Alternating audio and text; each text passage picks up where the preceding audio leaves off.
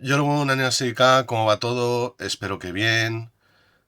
Me vais a notar un poquito con la voz tomada porque por esta razón no hubo el pasado miércoles un vídeo sobre China, que estaba bastante pachucho porque cogí frío. Y bueno, hoy vamos con un nuevo vídeo sobre Corea, bastante interesante, que trata sobre el primer español en Corea. Y no es como nos lo esperamos. Pues bueno, vamos allá. Un jesuita español, un ejército japonés, una invasión de Corea y una historia que, durante siglos, se ha contado de una forma demasiado sencilla. Gregorio de Céspedes es considerado el primer europeo cuya presencia en territorio coreano está claramente documentada. Llegó antes de Hendrik Hamel, un holandés, que es el que tradicionalmente se considera el primer europeo en Corea. Pero hay un problema. No llegó allí como explorador, no llegó al frente de una expedición española y, según las fuentes que conservamos, pues ni siquiera parece que su misión principal fuera convertir a los coreanos. Llegó en plena guerra. Fue enviado para atender espiritualmente a miles de católicos japoneses, los cuales se encontraban en territorio coreano junto a los ejércitos invasores. Entonces, ¿quién fue realmente Gregorio de Céspedes? En este vídeo vamos a reconstruir la historia de Gregorio de Céspedes, utilizando sus cartas, la correspondencia de otros jesuitas y la investigación académica. Veremos cómo un sacerdote español terminó cruzando el estrecho de Tsushima en diciembre de 1593 con el poderoso daimyo cristiano Konoshi Yukinaga. ¿Qué hacía realmente en las fortalezas japonesas que estaban situadas en territorio coreano? ¿Y por qué sus cartas hablan de soldados japoneses, los cuales eran cristianos, también del hambre, enfermedades y negociaciones de guerra? Pero, sorprendentemente, dicen mucho menos sobre los propios coreanos, porque esta no es solamente la historia de un europeo que llegó a Corea, es también la historia de una invasión, de una guerra y de una pregunta fundamental para cualquier historiador. ¿Qué ocurre cuando una parte importante de lo que sabemos procede de documentos escritos desde el lado del invasor? Para responder a esa pregunta, tenemos que viajar primero al Japón del siglo XVI. Gregorio Céspedes no llegó a Corea directamente desde España. Cuando cruzó el mar hacia la península coreana, ya llevaba años viviendo y trabajando en Japón. Era miembro de la Compañía de Jesús, una orden religiosa fundada en el siglo XVI, a principios del siglo XVI, y convertida rápidamente en una de las principales protagonistas de la expansión del catolicismo fuera de Europa. Para entender cómo un jesuita español terminó entrando en Corea, tenemos que recordar que durante el siglo XVI Japón se había convertido en uno, pues, de los principales escenarios de la actividad misionera, fundamentalmente de la actividad misionera jesuita. San Francisco Javier, que fue su fundador, había llegado al archipiélago en 1549 y, durante las décadas siguientes, los jesuitas construyeron una extensa red de comunidades católicas. Miles de japoneses se convirtieron, entre ellos había campesinos, comerciantes y miembros de las élites locales. Incluso algunos de los grandes señores feudales, los llamados daimyo, aceptaron el cristianismo.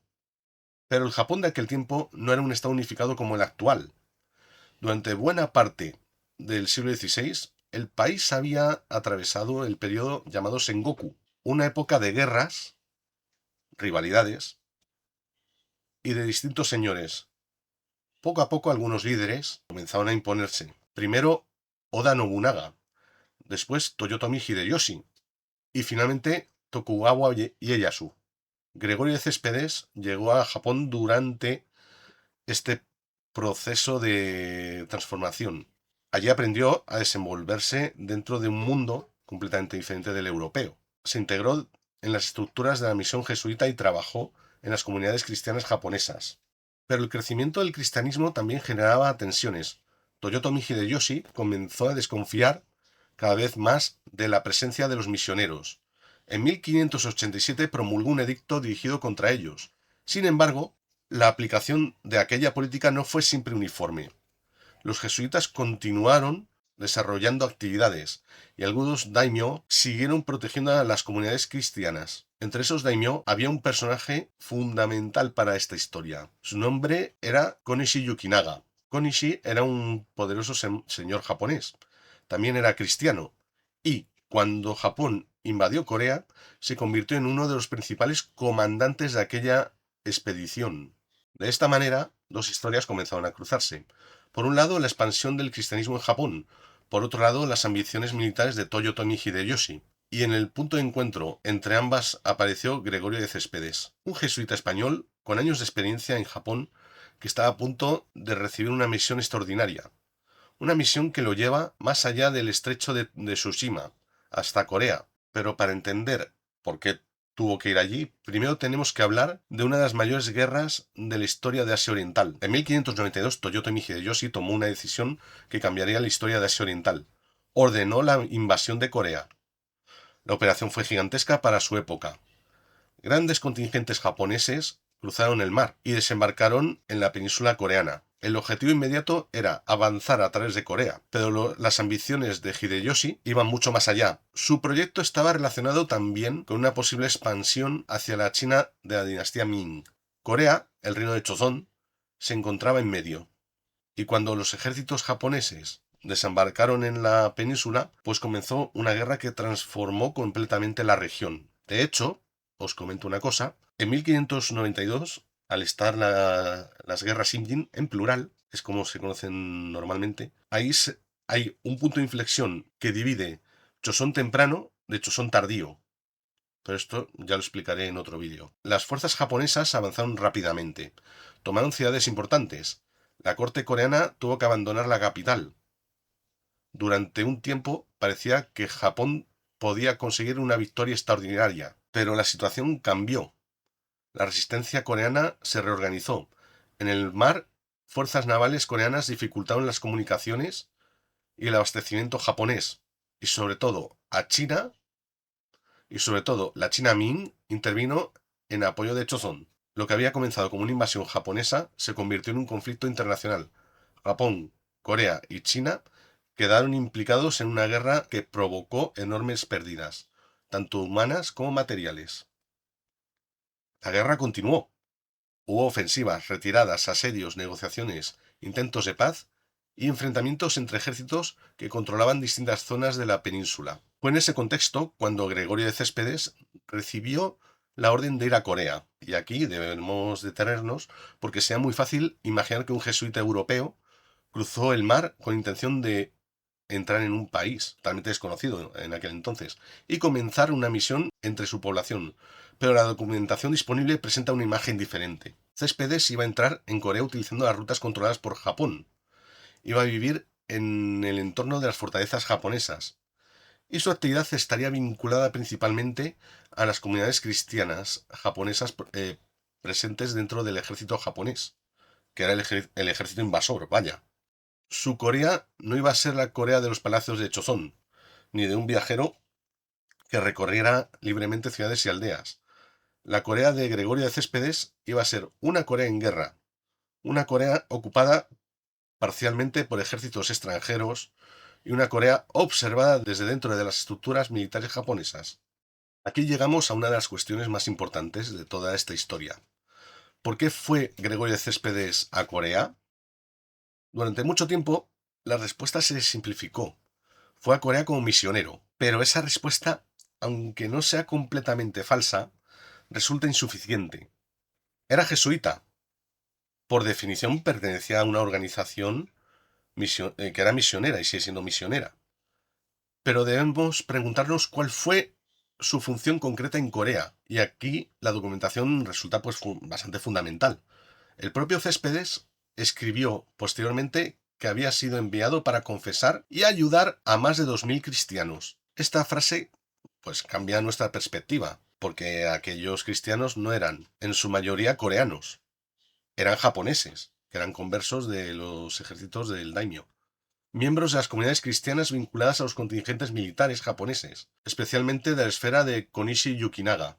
Por tanto, la principal actividad documentada de Céspedes fue pastoral. Confesaba, administraba los sacramentos, instruía religiosamente y atendía a cristianos que ya formaban parte de la comunidad católica. Esto no significa que nunca tuviera contacto con coreanos. Sería imposible afirmarlo con rotundidad y seguridad. Pero una cosa es el contacto ocasional y otra cosa muy distinta es sostener que desarrolló una misión sistemática evangelizadora entre la población coreana. La evidencia disponible no permite afirmar esto último. Y aquí aparece una cuestión incómoda.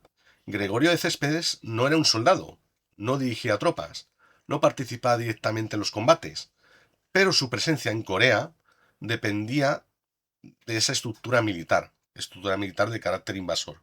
Vivía durante la protección de Konishi Yukinaga. Se movía dentro de territorios controlados por las fuerzas japonesas y atendía espiritualmente a personas que formaban parte del ejército que estaba invadiendo Corea. Esto convierte su historia en algo mucho más complejo que el relato tradicional del misionero europeo que llega a una tierra desconocida. Céspedes era un hombre de religión, pero su actividad religiosa se desarrollaba en el interior de una guerra de invasión. Y esa contradicción, o al menos esa tensión, es imposible de ignorar. A finales de 1593, Gregorio de Céspedes se encontraba en Japón. Su destino estaba al otro lado del mar.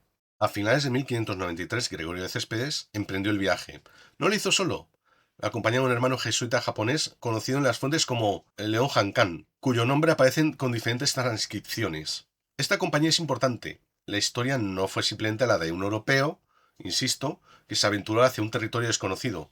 Céspedes formaba parte de las redes jesuitas japonesas y su compañero conocía mucho mejor el contexto local de Asia Oriental. El viaje los llevó primero hacia Tsushima. Esta isla era y sigue siendo uno de los puntos estratégicos fundamentales entre Japón y la península de Corea. Durante siglos había mantenido relaciones estrechas con Corea, pero en aquel momento también era una pieza fundamental en las comunicaciones japonesas durante la guerra Imjin. Según la documentación relacionada con el viaje, Céspedes permaneció allí antes de continuar. Pasó la Navidad en aquel entorno de frontera y después llegó el momento de cruzar el mar. Y a finales de diciembre de 1593, Gregorio de Céspedes entró en territorio coreano. La fecha suele situarse entre el 27 y el 28 de diciembre, en una diferencia pequeña pero significativa. Nos recuerda que incluso algunos de los datos aparentemente más sencillos de esta historia dependen de documentos transmitidos a través de copias, traducciones y cronologías diferentes. Lo importante es que, a finales de diciembre de 1593, Céspedes ya estaba en Corea. No porque fuera el primer extranjero que los coreanos hubieran visto. Corea mantenía relaciones con China, Japón y otros espacios de Asia. Tampoco porque fuera el primer europeo que hubiera oído hablar de Corea. Su importancia reside en otra cosa. Según la documentación conservada, Gregorio de Céspedes es considerado el primer europeo cuya presencia física en territorio coreano puede documentarse con claridad. Pero una vez allí, ¿qué hizo? ¿Dónde vivió? ¿Se relacionó con la población coreana? Para responder tenemos que entrar en el mundo de las fortificaciones japonesas. Gregorio de Céspedes no se instaló en una ciudad coreana como un diplomático extranjero. Su actividad se desarrolló principalmente en el entorno de las fortificaciones controladas por las fuerzas japonesas. Su principal espacio de residencia estuvo vinculado a las posiciones de Konishi Yukinaga. Desde allí desarrolló su actividad religiosa. Las fuentes posteriores informan de cristianos japoneses que acudían a confesarse. También tenemos noticias de contactos con personas procedentes de otras fortalezas. Por tanto, Céspedes no permaneció necesariamente inmóvil, pero sus movimientos documentados parecen estar relacionados principalmente con la red de posiciones japonesas. Eso es esencial para comprender su experiencia.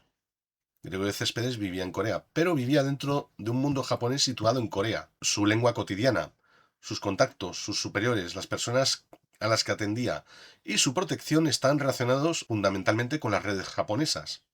Y además, aquel mundo estaba profundamente condicionado por la guerra. Los soldados sufrían enfermedades, había problemas de abastecimiento, el frío era intenso, la alimentación podía ser insuficiente. Las operaciones militares y las negociaciones generaban una enorme incertidumbre. Céspedes escribió sobre estas circunstancias. Sus cartas muestran una preocupación constante por la situación de los cristianos japoneses. Y aquí volvemos a encontrar una característica fundamental de sus escritos. No son las memorias de un explorador, no contienen una descripción sistemática de Corea, no son un estudio de la sociedad de Chozón. Son documentos escritos por un sacerdote que intenta informar a sus superiores sobre una situación concreta. La guerra, los católicos, las necesidades religiosas, los acontecimientos políticos y militares que afectaban a las comunidades con las que estaba relacionado. Eso explica en parte por qué sus textos son tan valiosos, pero también porque son tan limitados. Porque Céspedes está observando Corea desde una posición muy concreta. Y toda fuente histórica tiene una posición. Ningún documento nos muestra el pasado desde todas partes. Todo documento tiene un lugar desde el que se escribe. Y el lugar desde el que Gregorio de Céspedes escribió era literalmente el territorio controlado por un ejército invasor. Y aquí llegamos probablemente en el aspecto más interesante de toda la historia. Gregorio de Céspedes es recordado como el primer europeo documentado que estuvo en Corea. Sin embargo, cuando buscamos en las cartas información detallada sobre los coreanos, encontramos un problema. No hay tanta como podríamos esperar. Sus documentos hablan de la guerra, hablan de Japón, hablan de China, hablan de negociaciones, hablan de soldados, hablan de cristianos, hablan de dificultades. Pero la sociedad de Corea parece mucho menos de lo que esperamos de alguien que estaba físicamente en Corea. Esto ya llamó la atención de algunos investigadores. La documentación relacionada con Céspedes resulta extraordinariamente importante por su antigüedad, pero también resulta limitada. ¿Por qué? Hay varias posibles explicaciones. En primer lugar, Céspedes tenía una función muy específica. No había sido enviado para estudiar Corea. Su misión era religiosa, estaba dirigida principalmente hacia los cristianos japoneses. En segundo lugar, vivía en un contexto de guerra. Su contacto con la población coreana está condicionado por la ocupación militar, y no debemos imaginar que podía desplazarse libremente. En tercer lugar, debemos recordar que sus cartas tenían destinatarios concretos. No escribía para futuros historiadores, escribía para miembros de su propia organización. Informaba sobre aquello que consideraba importante para ellos. Pero esta ausencia relativa de los coreanos plantea una cuestión historiográficamente fascinante. ¿Qué ocurre cuando una fuente histórica está presente en un lugar, pero observa el lugar desde el interior de un grupo extranjero? La Corea de Gregorio de Céspedes es una Corea fragmentada por la guerra. Es una Corea vista desde las fortalezas japonesas, de rutas militares, desde negociaciones entre comandantes, desde comunidades cristianas, no coreanas, sino japonesas. Por eso sus silencios también son importantes, porque la ausencia de información no significa necesariamente que algo no existiera. A veces significa que el autor no está interesado en describirlo, que no tenía acceso a ello o que su posición le impedía verlo. Y aquí debemos tener mucho cuidado. No podemos acusar a Céspedes de no escribir el libro que nosotros 4 siglos después querríamos leer. Sería injusto. Pero sí podemos analizar críticamente sus textos. Podemos preguntarnos qué cuentan y qué dejan fuera. Porque las fuentes históricas no solo nos proporcionan información, también nos muestran las prioridades, preocupaciones y los límites de quienes las produjeron. Y en el caso de Gregorio de Céspedes, este hecho es especialmente importante.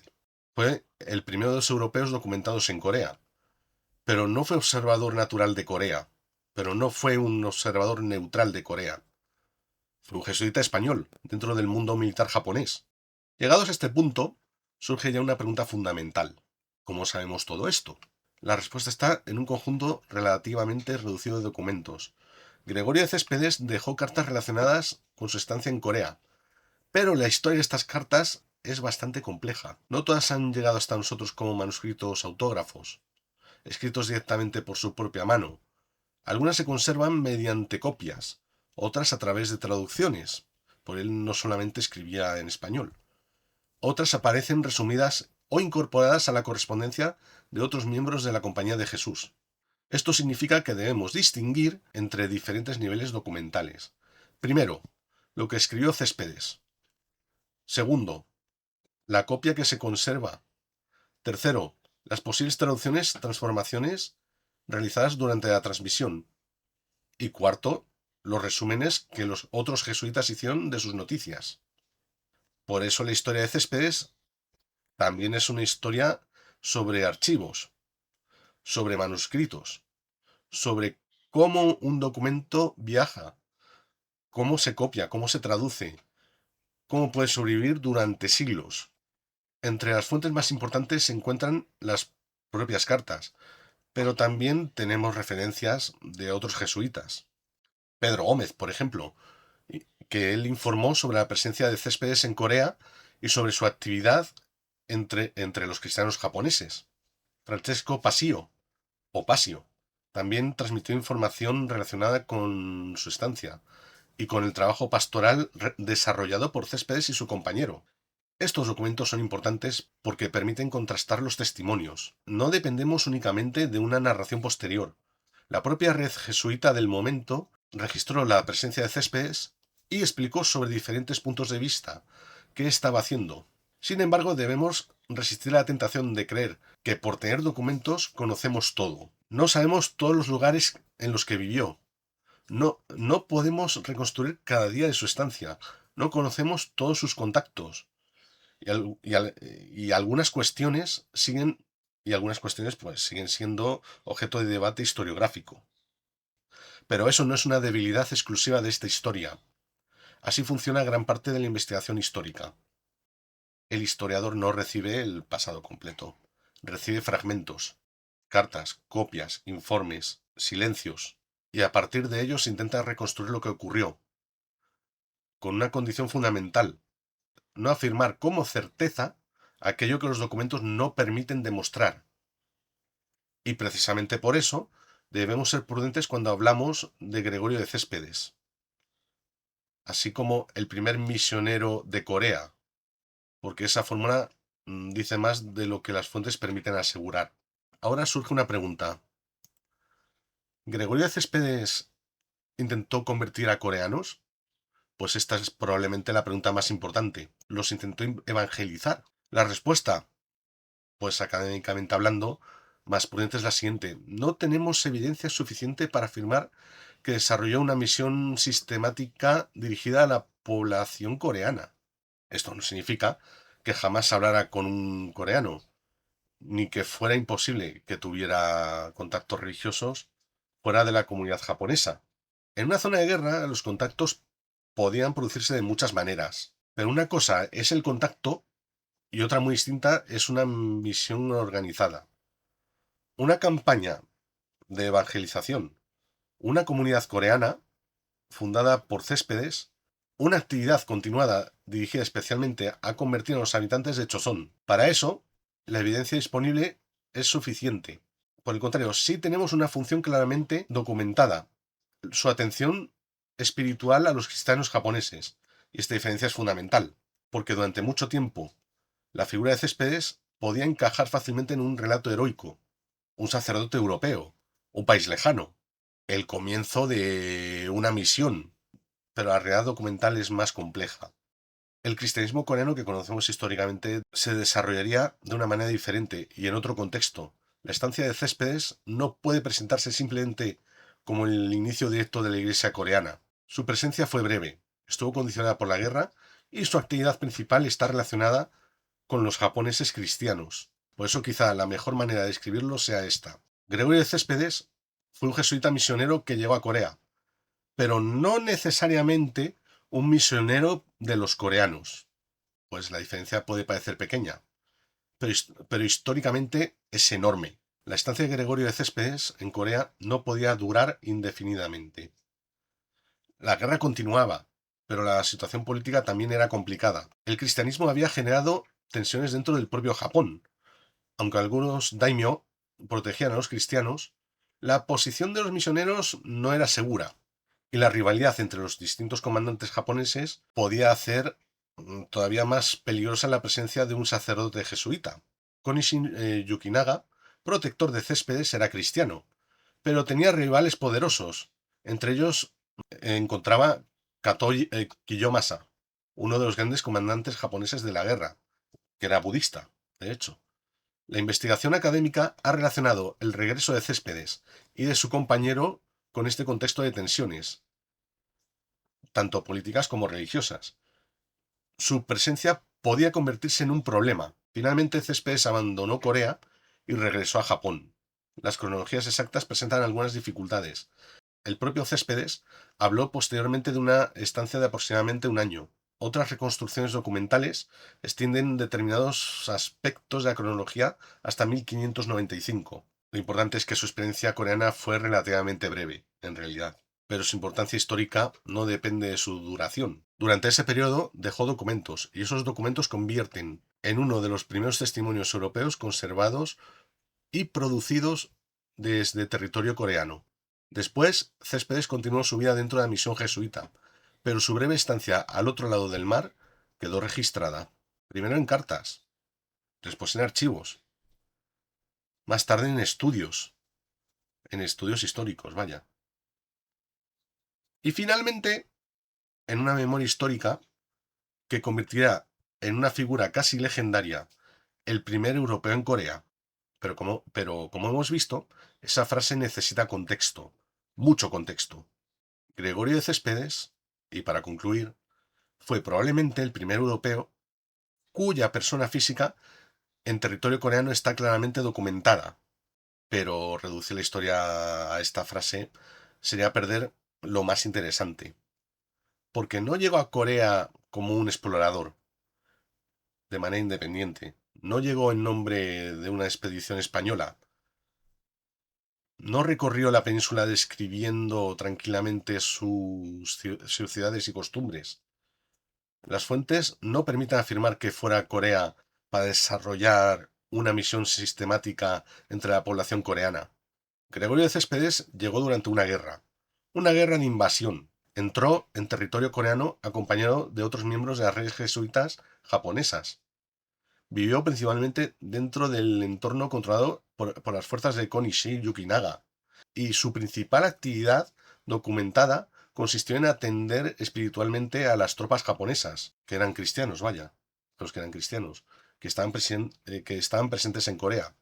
Confesar, celebrar los sacramentos, ayudar, informar, escribir, y sus cartas son importantes, no solamente por lo que cuentan, también por lo que no cuentan, porque nos muestran una Corea vista desde una posición muy concreta, desde el interior del mundo creado por el ejército invasor japonés. Sus textos hablan de soldados, de cristianos, de dificultades, de hambre, de enfermedades, de negociaciones de Japón y de China. Pero la población coreana aparece de manera mucho más limitada. Y esto nos obliga a recordar algo fundamental. Una fuente histórica nunca es el pasado, es una ventana hacia el pasado. Y toda ventana tiene su marco.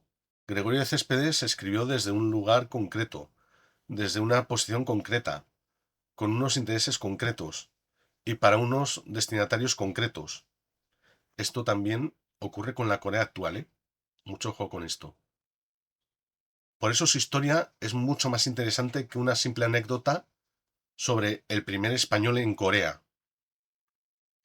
Nos obliga a hablar de la guerra Imjin, guerra Simjin en realidad, de la invasión japonesa, de Chozón, de la presencia cristiana en Japón, de Konishi Yukinaga, de las relaciones entre religión y poder, y también de los problemas fundamentales de investigación histórica. Quizá por eso Gregorio de Céspedes sea una figura tan fascinante, porque su historia comienza con una certeza relativamente sencilla. Un jesuita español llegó a Corea a finales de 1593, pero cuanto más intentamos reconstruir lo que hizo allí, más compleja se vuelve la historia. Y tal vez esa sea la verdadera lección. La historia rara vez es tan simple como los títulos con la que la recordamos. Gregorio de Céspedes fue probablemente el primer europeo documentado en Corea. Bueno, probablemente no, fue el primero. Pero también fue un sacerdote que llegó allí acompañado, espiritualmente, a una comunidad de cristianos japoneses durante una invasión. Fue un testigo, pero un testigo situado pero un testigo situado. Y sus cartas son valiosas, no porque nos cuenten toda la historia de Corea, sino precisamente porque nos permiten comprender a una pequeña parte de aquella guerra desde un lugar muy concreto, un lugar situado entre Japón y Corea, entre la religión y la guerra, entre el archivo y el silencio. Y 4 siglos después, sus cartas todavía nos obligan a hacer la misma pregunta. Cuando leemos un documento histórico, ¿estamos viendo el pasado? ¿O estamos viendo el pasado a través de los ojos que tuvo la oportunidad de escribirlo? Bueno, pues por mi parte eso es todo. Muchas gracias por ver el vídeo. Os leo en comentarios abajo. Comentad mucho, dadle un buen me gusta y año XSEO.